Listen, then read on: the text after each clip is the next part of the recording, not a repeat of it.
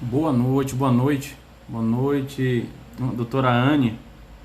Boa noite, pessoal que está entrando agora. Vocês estão conseguindo me ouvir?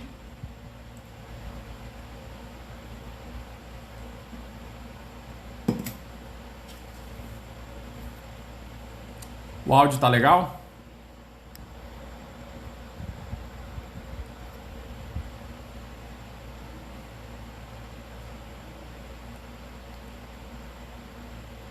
Me deem um ok aí, se vocês estão me ouvindo, conseguindo me ouvir, se o áudio tá legal, pra gente já iniciar e não perder tanto tempo aqui nesse início aqui.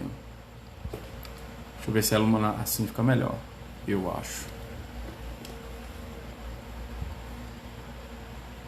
O áudio tá legal, né, pessoal?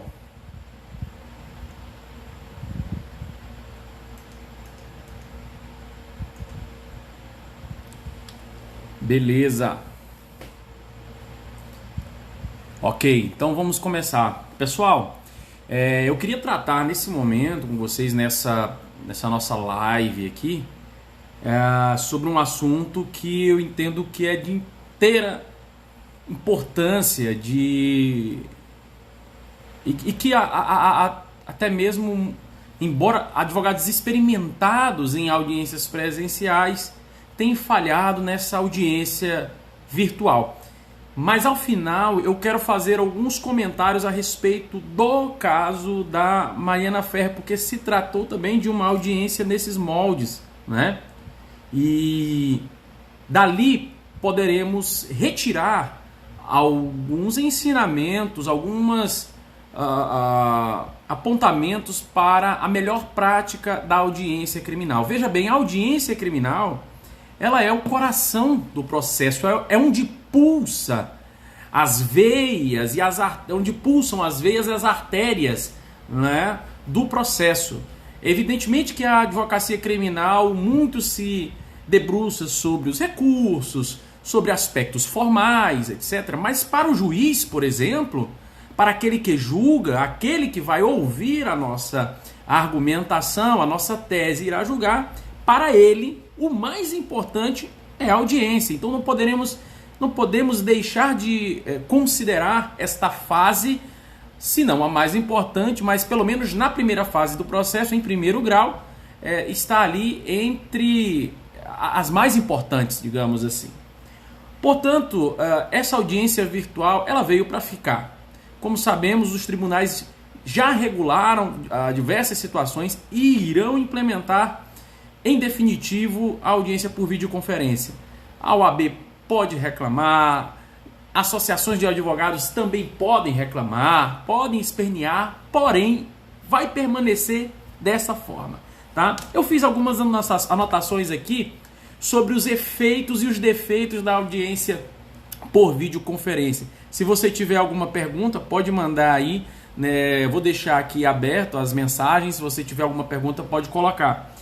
Pois bem, a audiência virtual ela tem os seus efeitos e os seus defeitos, ela tem os seus prós e contras. Os prós que eu poderia elencar aqui seria a possibilidade de eu fazer, eu como advogado aqui no Maranhão, defender alguém lá em São Paulo, no Rio Grande do Sul, no Amazonas, em qualquer parte do Brasil, a partir dessa audiência por videoconferência. A tecnologia hoje vai me permitir fazer isso, fazendo com que as distâncias diminuam e a minha atuação como advogado, portanto, no país e no mundo seja alargada. Esse é um ponto que poderíamos elencar como um ponto favorável da audiência por videoconferência. Entre outros pontos, poderemos também elencar a facilidade com que se tem de fazer com que testemunhas compareçam ao ato. Como, por exemplo, antes a testemunha deveria, se morasse um pouco distante, deveria comparecer ao fórum. Não, hoje ela pode comparecer ao escritório do advogado ou mesmo na sua residência, como ela bem entender, ou mesmo lá no fórum também. Alguns juízes permitem que as testemunhas possam ir ao fórum e ali mesmo o maquinário é disponibilizado a ela para que ela faça a audiência dali e o juiz faça a sua audiência de casa. Esses são os prós de uma audiência por videoconferência. Poderíamos elencar esses que eu falei. Agora, os defeitos não são poucos. Os defeitos apresentados por esse tipo de audiência estão em fase de experimentação e de teste, certamente. Alguns defeitos, porém, entendo eu, não conseguirão ser superados porque o contato virtual, a sala virtual nunca será, jamais será a mesma e da mesma forma que o contato pessoal e uma sala onde nos encontraríamos pessoalmente. Assim,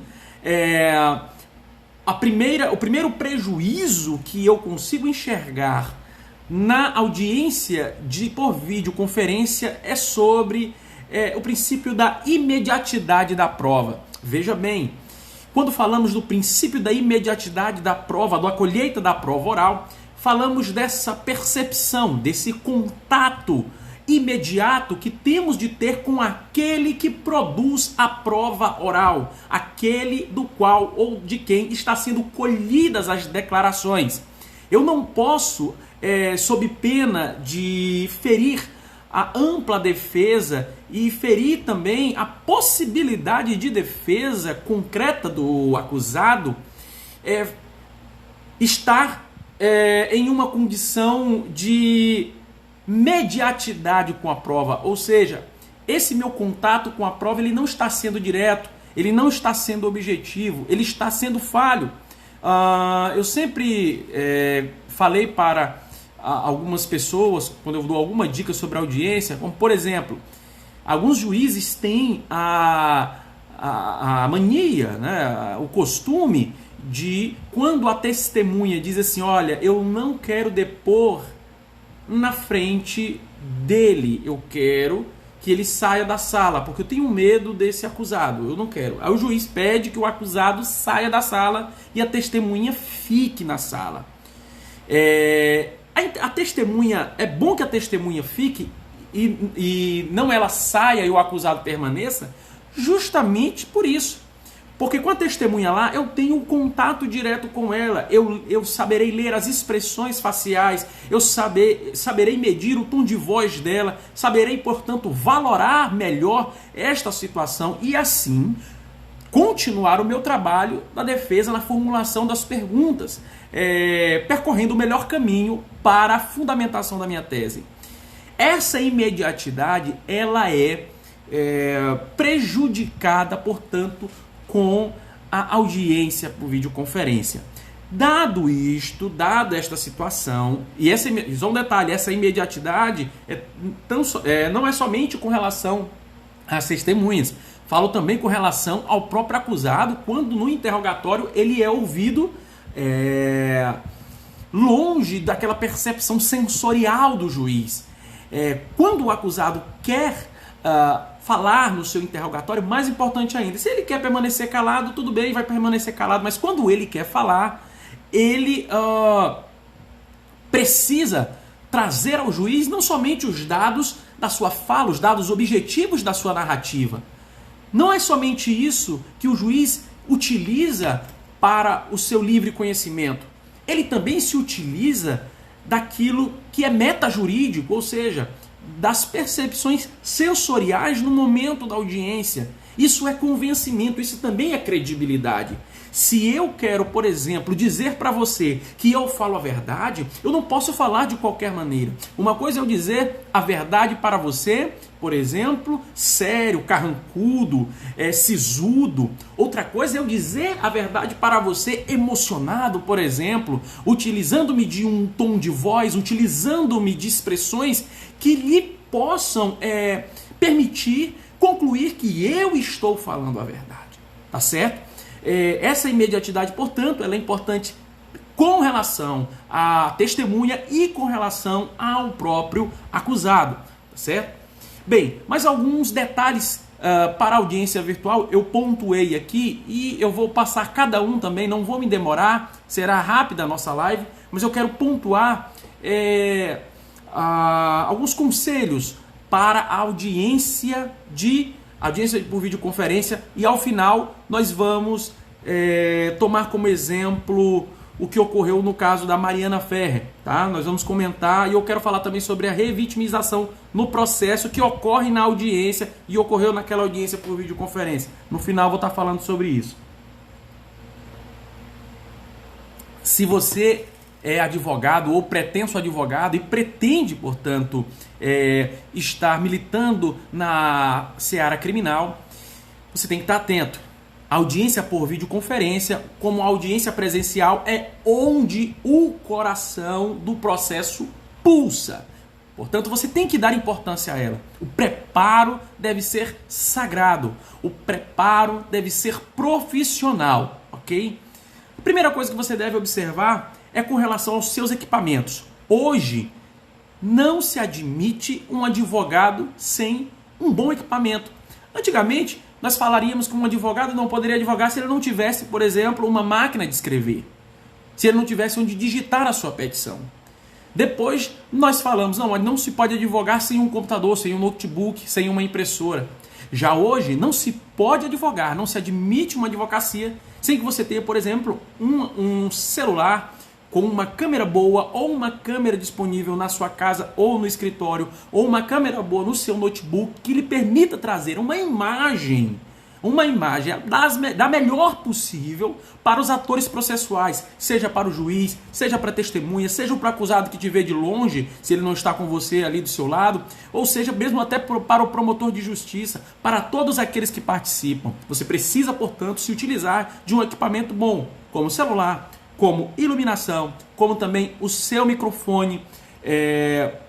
Às vezes a câmera do celular é melhor, por exemplo, do que a do notebook. Utiliza do celular. É importante que as pessoas te vejam bem. Eu não quero, por exemplo, te ouvir, se eu vou te ouvir numa audiência, eu não quero te ouvir numa penumbra, eu não quero te ouvir numa escuridão, eu não quero te ouvir com a imagem opaca, eu não vou dar nem atenção ao que você está falando, ou posso até dar, mas a minha atenção será cortada, porque eu chegarei a pensar em uma outra coisa, ali começarei a pensar em um outro assunto e desvirtuarei a minha atenção daquele momento, daquela tua fala.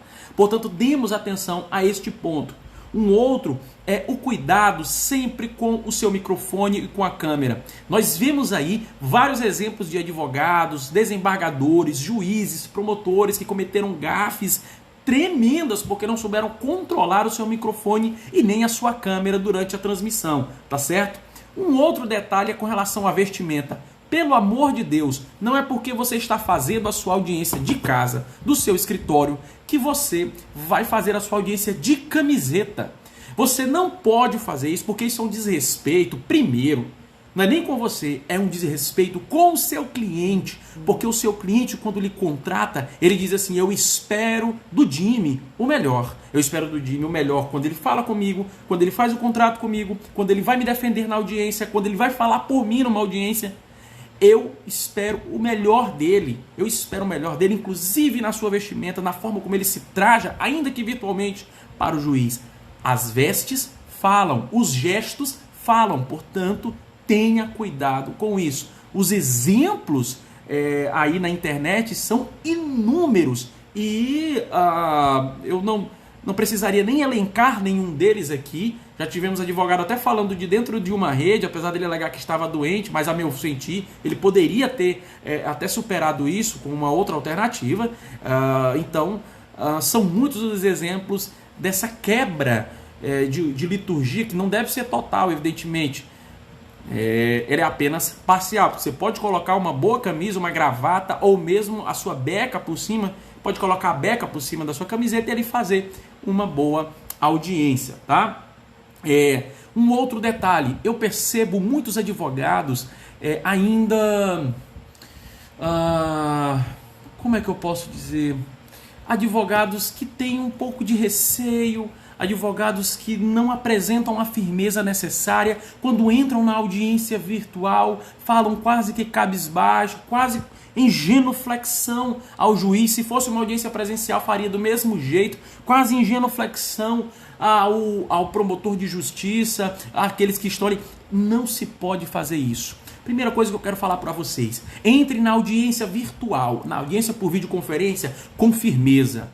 Aprenda a falar com firmeza. O seu tom de voz diz muito da sua certeza. Se você não tem certeza do que fala, você não consegue falar com firmeza, você não transparece credibilidade, veracidade para quem está lhe ouvindo. Se eu, por exemplo, estivesse aqui com você, cochichando, falando como se em segredo, você não daria credibilidade ao que eu estou falando. Você trocaria, sairia daqui, porque essa pessoa não dá, ele não tem credibilidade do que ele está falando, sobre o que ele está falando. Ele, nem mesmo ele acredita no que ele fala. Isso não pode acontecer. Entre na audiência, quando ligar o seu microfone, cumprimente a juíza, cumprimente os servidores, cumprimente o promotor de justiça, mas sempre com firmeza, sempre com autoridade. Você é advogado, você é uma das partes, representa uma das partes no processo, tem poder de voz e saberá utilizar seu poder de voz, como eu vou dizer agora.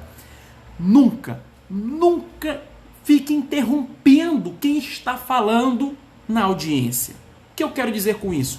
Se você quer fazer alguma intervenção oral, ligue o seu microfone e diga: Excelência, pela ordem. Excelência, pela ordem. Esta é a expressão legal e correta para você intervir na sua audiência virtual. Também, a presencial também, mas estamos falando aqui a virtual, porque na virtual o microfone fica ali a postos e basta um clique para você começar a falar e interromper. É até mais fácil interromper. Mas não faça isso. Não faça isso. Quando você for falar em audiência, sempre se pronuncie desta maneira: Excelência, pela ordem. E aí, fale o que você deseja, faça a objeção que você deseja fazer naquele momento. Se você não fizer isso, fica feio. O juiz pode interpretar como uma falta de respeito com as partes, com ele, ou com o próprio Ministério Público. E aí, apenas por uma questão de gosto mesmo, dá razão ao Ministério Público na sua objeção. Tenha cuidado com isso, tá bom? Sempre falo pela ordem. Então, respeito acima de tudo, mas sem baixar a sua cabeça, tá? Sem mostrar ou demonstrar um servilismo desnecessário que só atrapalhará a você e ao seu cliente. Servilismo, jamais. Respeito, acima de tudo, sempre. Tá ok? Um outro detalhe que eu queria falar é com relação, e isso é importante em tempos de pandemia, com relação à utilização de máscaras. Não queira bancar o politicamente correto. Se você está sozinho no seu escritório e você está fazendo uma audiência virtual, você pega e utiliza máscara. Para quê? Só para atrapalhar a sua voz? Só para atrapalhar a tua comunicação? Deixa de ser bobo. Fale sem máscara na sua audiência virtual. Você está ali sozinho na sua mesa, ninguém está do seu lado, você pode falar, você não está em multidão, você não está em aglomerado. Fale sem máscara na sua audiência virtual. Pelo amor de Deus, isso é bobagem. Isso é bobagem, bobagem de pessoas sozinhas num local utilizando máscara para falar para uma câmera. Pelo amor de Deus, o celular ou o computador ou o notebook, eles não se contaminam, eles não pegam o vírus, a Covid. Pelo amor de Deus, isso não deve haver. Fale sem máscara. Agora, se o seu cliente estiver no presídio ou em outro lugar e você, no momento do interrogatório do cliente, permitir que o seu cliente fale de máscaras, você comete um erro tremendo. Uma estupidez sem tamanho. Porque se você deseja que o seu cliente fale no momento do interrogatório, ele precisa ser compreendido da melhor maneira. E ele não será compreendido se você permitir que ele esteja de máscara. Já aconteceu comigo. O meu cliente estava no presídio, e lá no presídio, quando eles falam, além de ser algemados, ainda é de máscaras. Parece um prisioneiro do campo de concentração. Muitas vezes, além de algemados, eu peço que, ou melhor, eles colocam máscaras. O que eu exijo naquele momento? Primeiro, que coloque as algemas para frente. Na audiência, se for o caso dele ser uma pessoa perigosa, evidentemente. Se não, eu peço para que retire as suas algemas, porque se é proibido ele utilizar-se de algemas na audiência presencial, tanto mais na virtual, onde nenhum dos atores processuais estará correndo algum eventual perigo que dele venha a se dizer. Tá certo? Então, Se a pessoa fala do presídio, fale para o juiz, excelência, eu preciso que se retire aí as algemas do meu cliente, ainda que ele esteja aí no presídio, mas ele tem seguranças lá do lado dele, existem agentes do lado dele. Então peça para ele retirar as algemas, como também peça para ele retirar a máscara. Cliente meu não fala de máscara, cliente seu também não falará de máscara. Não permita isso. Se ele quer ser ouvido, ele precisa ser ouvido da melhor maneira, não com interrupções, não com um som abafado. Não, ok? Um outro detalhe que eu queria aqui ler para vocês é o seguinte. Já aconteceu comigo de uma testemunha sendo ouvida num local e ela estava sendo ouvida no fórum, o juiz estava em casa e o promotor também estava na casa dele e eu no meu escritório. Essa testemunha era inclusive uma testemunha de acusação, mas ela era também importante para a defesa. No momento da oitiva dela, a câmera estava bem distante, de maneira que eu não conseguia ver as feições dessa testemunha. Eu não conseguia ver. E eu disse para o juiz, excelência, a prova oral está prejudicada. Por quê? O que me interessa não é somente o áudio, porque se fosse assim, a audiência não era por videoconferência. Bastava que nos encontrássemos numa sala virtual, mas desligássemos as câmeras e ouvíssemos apenas o áudio um do outro. Mas isso não é processo penal, isso não é prova, isso não é colheita correta de prova. A prova engloba a colheita das declarações, mas também a percepção que se tem, as percepções sensoriais que se tem da testemunha. Se a câmera estava longe, eu não conseguiria jamais perceber as feições da testemunha e por isso mesmo a defesa estaria prejudicada e até mesmo a acusação. Não permita isso. Se a câmera estiver distante, mal focada na testemunha, sabe, ou no seu cliente, peça para que a câmera seja realocada. Peça para que a câmera seja colocada ali da maneira correta e você possa ver as expressões faciais, o tom de voz daquela testemunha e assim você julgar melhor como conduzir aquela situação. Um outro detalhe que eu queria falar agora, e aí eu queria entrar no caso da revitimização da Mariana Ferrer. Pois bem, senhores, nos processos criminais que discutem os crimes contra a liberdade sexual, todos eles, por determinação legal, são processados sob o segredo de justiça. E isso porque o crime de estupro, lá atrás, ele era um crime que era condicionado antes à representação da vítima. Só se processava mediante a vontade da vítima, a vontade expressa de querer processar o acusado. Você sabe por quê? Porque entendia-se, e era verdade naquela época, que até hoje isso é verdade, que eventual informação, notícia de que uma mulher havia sido estuprada, essa notícia ela acabava se voltando contra ela mesma, no sentido não de chamá-la de culpada ou de achá-la culpada pelo fato, não, mas de isso envergonhá-la a tal ponto que ela poderia, sopesando os interesses, não dar início ao processo e permitir que as coisas se resolvessem por ali mesmo pela questão do esquecimento. E por que era dessa forma? Justamente porque o interesse da vítima aqui é muito sensível. É muito sensível. Então eu posso dizer para vocês, o interesse da Mariana Ferrer nesse processo, ele é muito sensível mesmo. Isso por quê? Porque ela tem uma imagem como mulher a preservar.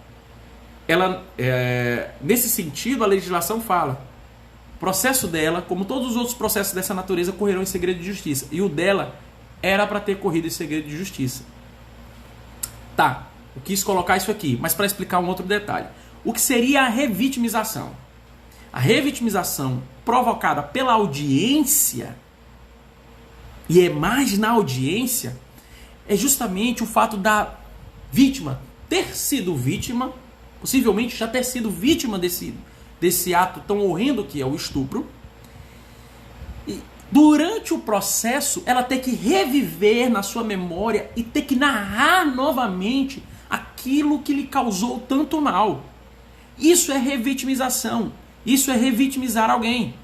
Portanto, se uma mulher sofre um estupro, tenha certeza que ela será revitimizada no processo penal. Isso não é um achismo, ou eu não estou falando de uma ocorrência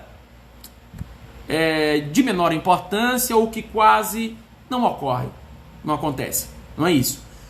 Todo processo que discute crime contra a liberdade sexual, ele importa necessariamente na revitimização da vítima. A pessoa sofre no fato, como também sofre durante o processo, quando ali tem de narrar novamente o ato pelo qual passou. E é por isso que muitas vezes as vítimas nas seus depoimentos choram, porque elas se lembram, elas se recordam daquilo que viveram. Isso é revitimizar. E a audiência, ela sempre revitimiza. Não estou dizendo que ela só às vezes revitimiza, ela sempre revitimiza a vítima, quando a vítima lá está presente para narrar, né? Nesse caso, o processo da Mariana Ferrer era para ter corrido em segredo de justiça, e correu até o momento. Mas o que houve?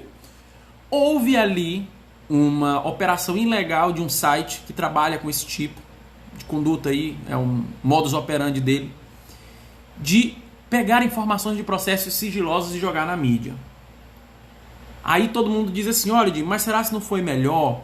Porque assim a sociedade tomou conhecimento desse fato? Por um lado, pode ser. Pode ser que você tenha razão quando fala isso. Mas por outro, queiram ou não, nós acabamos por expor a Mariana Ferrer. Nós expomos a imagem dela, nós expomos o choro dela, nós expomos o sofrimento dela.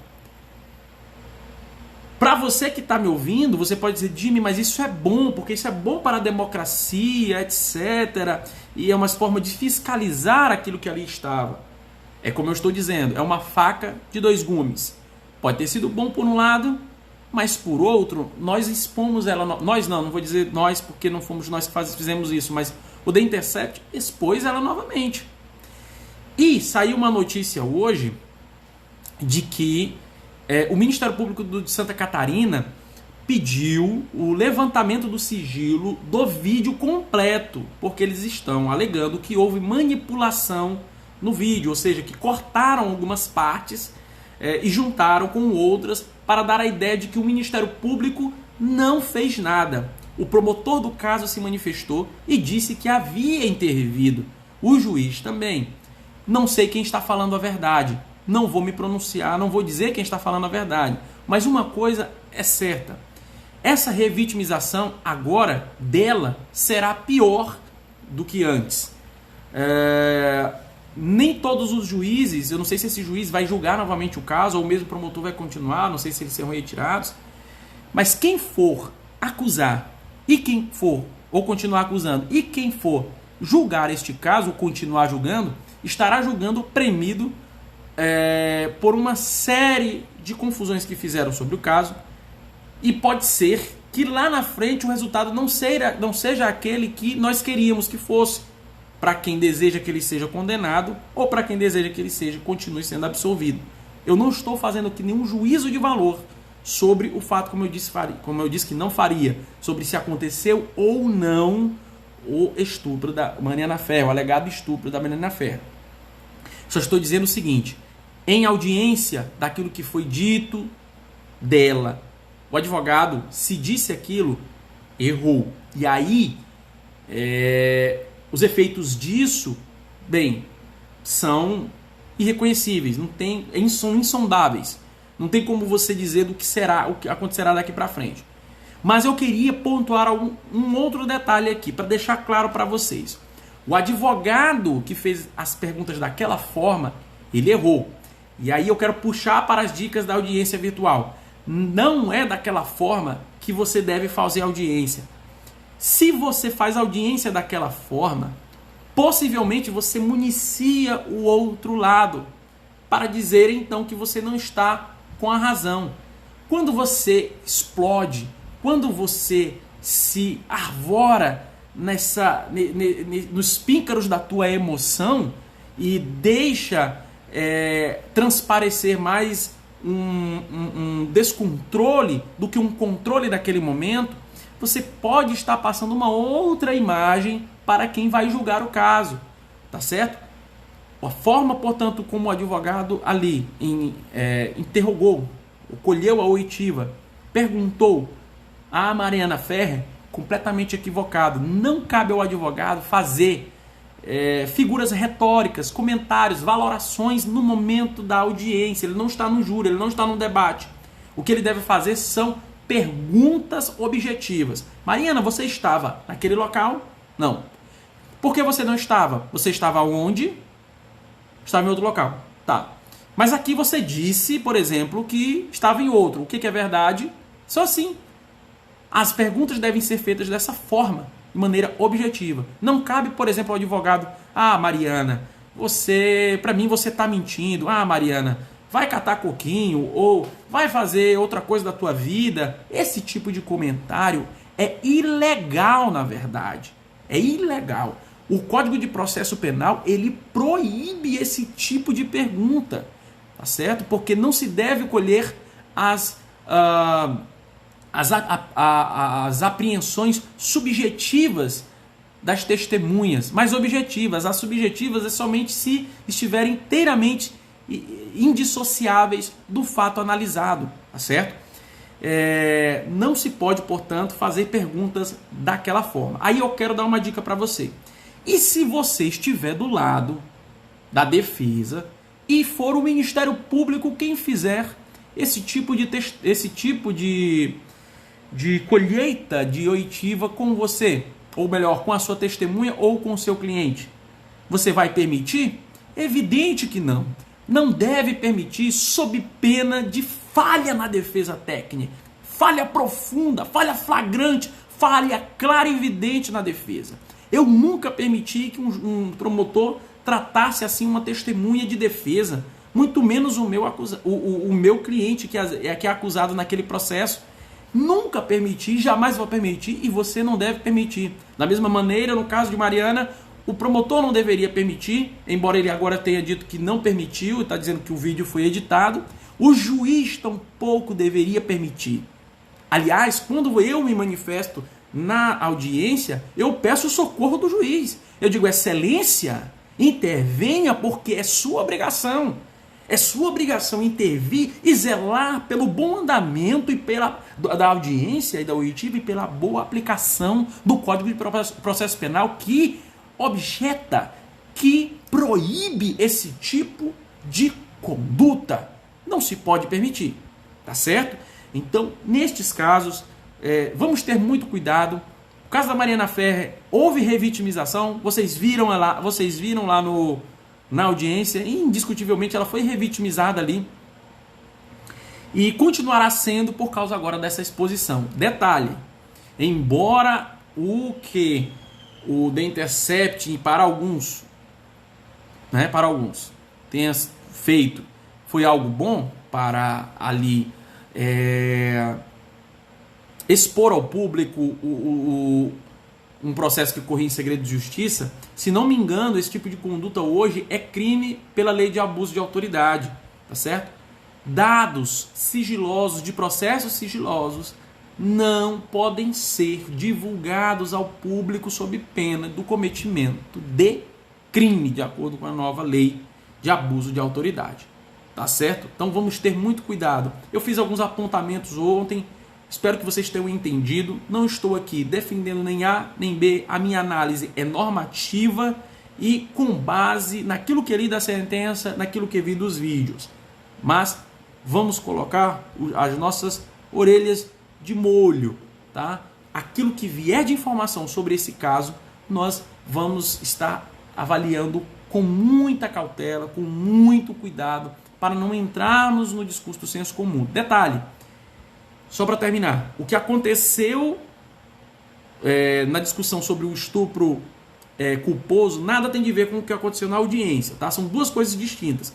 Por isso eu fiz a correção daquilo que estava falando do estupro culposo, como também fiz o meu comentário a respeito da censura, né, à postura do advogado que havia trabalhado daquela maneira. Eu não trabalho daquela maneira, o Código de Processo Penal também proíbe trabalhar daquela maneira, o promotor não deve trabalhar daquela maneira, muito menos o juiz.